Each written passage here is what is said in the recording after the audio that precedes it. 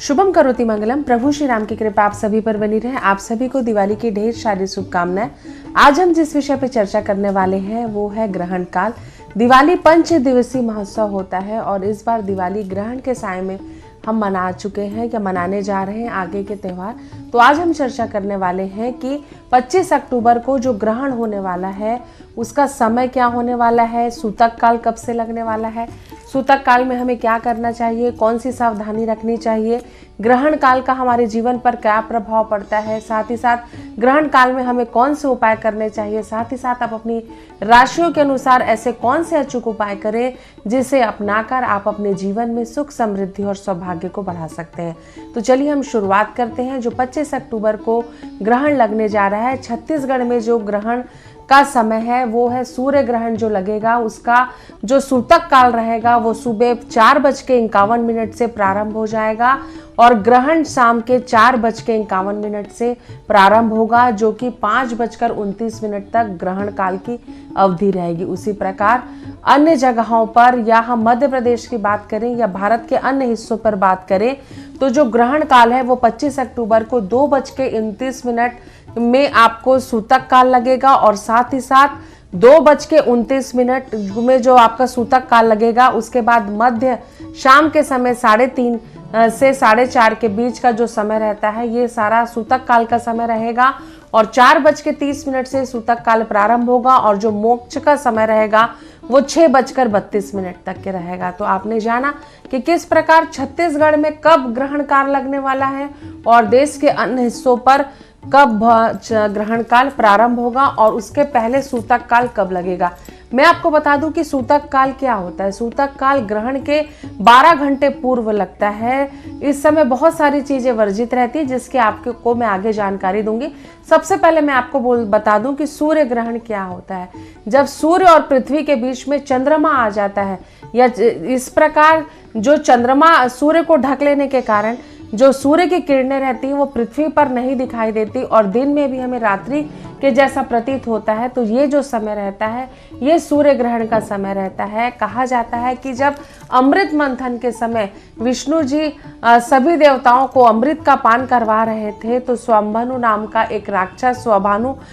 एक राक्षस अपना वेश बदलकर अमृत पान करने के लिए जैसे ही उस पंक्ति में बैठा और उसने अमृत का सेवन किया और जैसे ही ये बात विष्णु भगवान को पता चली तो विष्णु भगवान ने राहु का सिर अलग कर दिया, स्वभानु का सिर, तो उसका ऊपर का धड़ राहु कहलाया और नीचे का धड़ केतु कहलाया। तो ऐसा कहा जाता है कि क्योंकि भगवान के प्रकोप के कारण स्वभानु ने अपना जीवन का त्याग किया था क्योंकि उसका धड़ ही जीवित रहा था और उसका नीचे का भाग केतु बना, ऊपर का भाग राहु बना। तो समय समय पर राहु और केतु सूर्य और चंद्रमा को दूषित करते हैं, उसे ग्रसित करते हैं और राहु उड़ता हुआ जब सूर्य के निकट सामने आ जाता है तो पूरी उसकी रोशनी कम हो जाती है सूर्य की और अंधेरा छा जाता है। तो पौराणिक कथाओं के अनुसार ये भी एक प्रकार का ग्रहण काल होता है। ग्रहण काल के अनुसार बहुत सारी चीजें वर्जित रहती हैं। खासकर जो सबसे महत्वपूर्ण नियम होता है कि ग्रहण काल के पूर्व हमें कौन कौन से नियम का पालन करना चाहिए जिसे हम सूतक का समय बोलते हैं। सूतक का समय वो समय होता है जो ग्रहण काल के ठीक 12 घंटे पूर्व लग जाता है। इस समय से जो भी भोजन हमारे यहाँ बना रहता है वो उस भोजन पे तुलसी दल डाल देना चाहिए।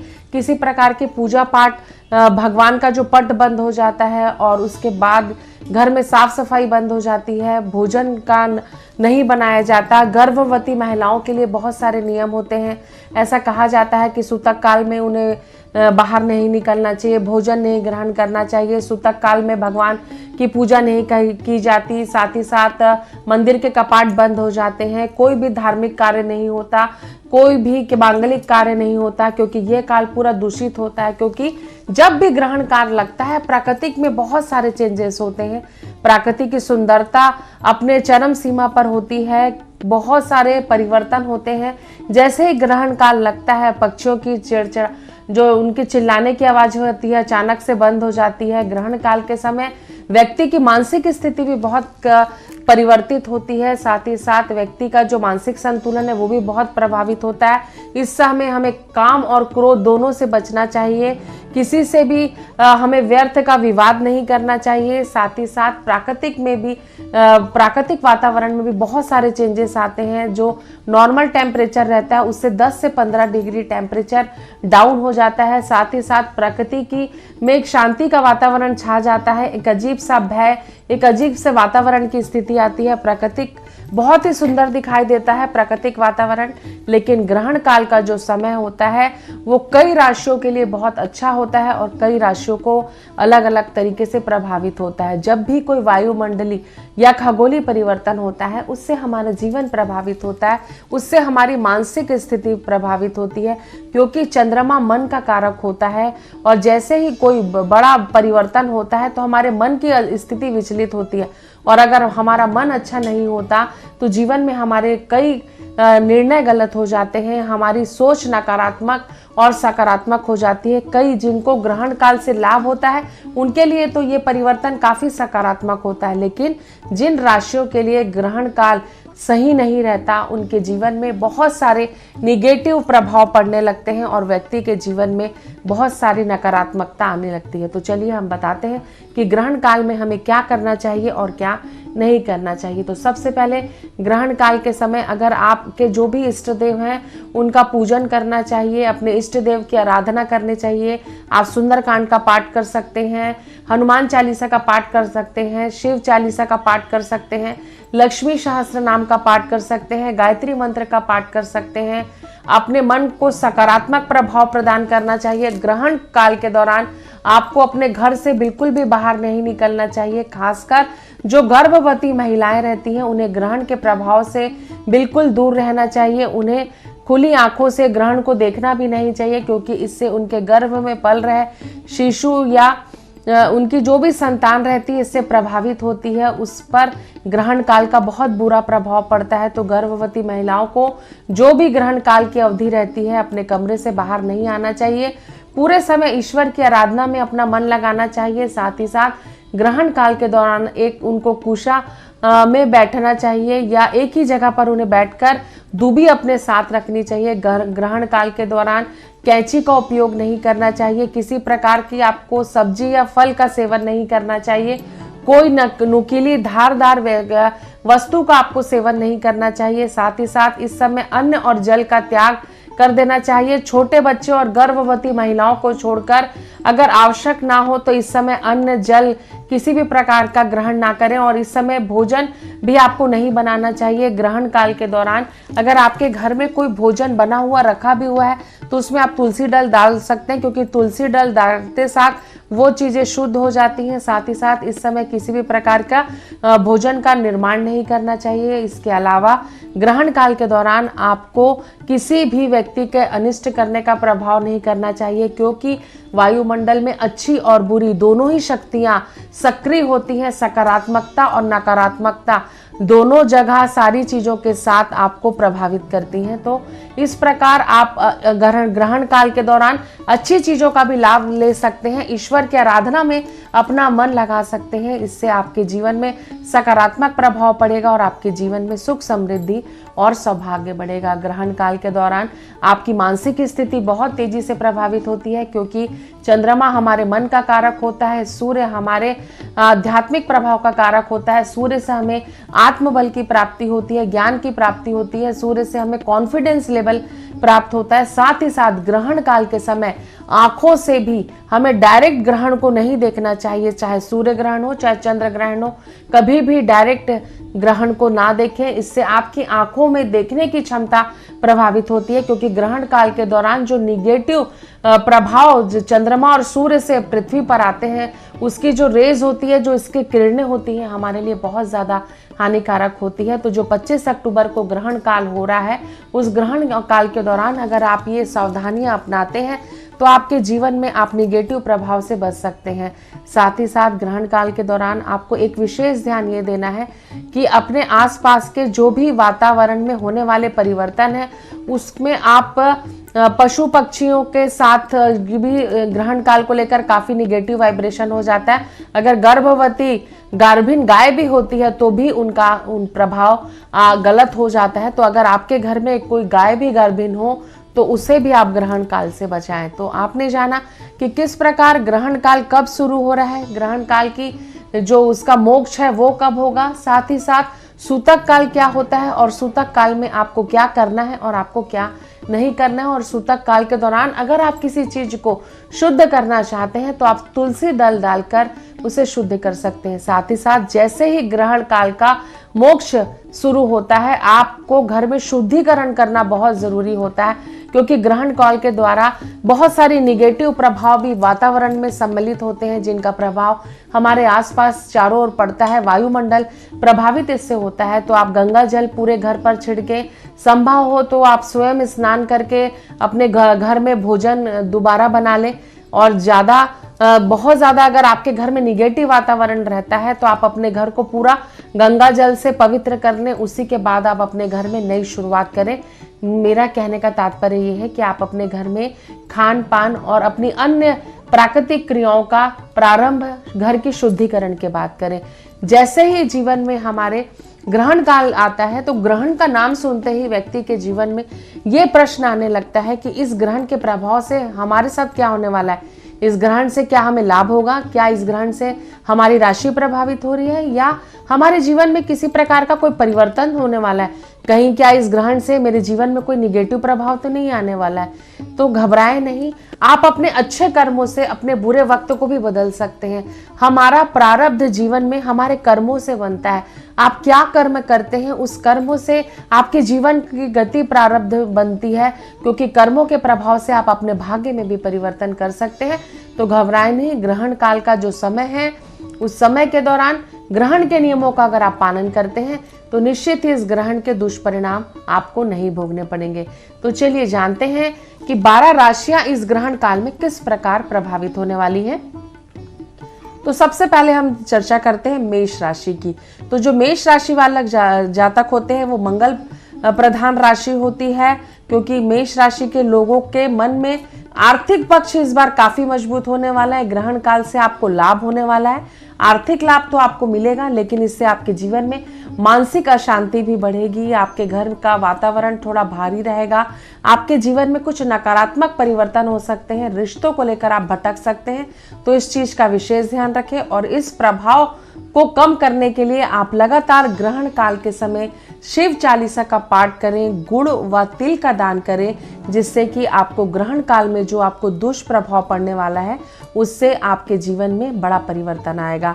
ग्रहण काल के समय कोई भी आराधना की जाए, दान पुण्य किया जाता है, उससे बहुत ही सकारात्मक परिणाम प्राप्त होते हैं। तो चलिए चर्चा करते हैं कि वृषभ राशि के जातकों को क्या करना है ग्रहण काल के समय, और ये सूर्य ग्रहण इनके लिए क्या लेकर आएगा। आपकी माता को कष्ट हो सकता है, परिवार में संतान से आपको शुभ समाचार प्राप्त होंगे, संतान आपकी उन्नति करेगी जिससे आपके मन में काफी पॉजिटिव प्रभाव रहेगा, पारिवारिक सुख आपको मिलेगा, साथ ही साथ आपको धन लाभ होगा।